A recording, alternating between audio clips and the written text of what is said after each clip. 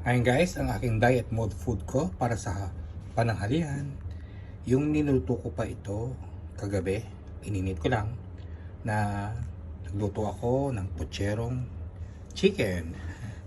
Chicken breast po ang aking ginamit ko dito at sinimplehan ko lang itong pagluto.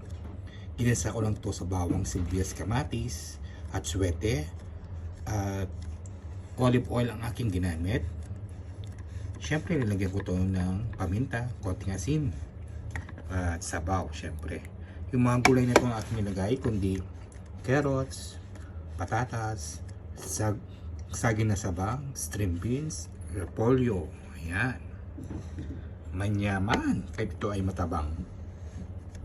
Wala mo na ng ngayon, na brown rice. At siyempre, meron pa rin tayong prutas na pagpipilian na kainin. Meron tayong orange, apple, kiwi, banana, at kakain pa rin tayo ng pipino. Kaya guys, hali po kayo. Saluhan po ninyo ako sa aking pananghalian for today. Manyaman! Thank you for watching. Bye!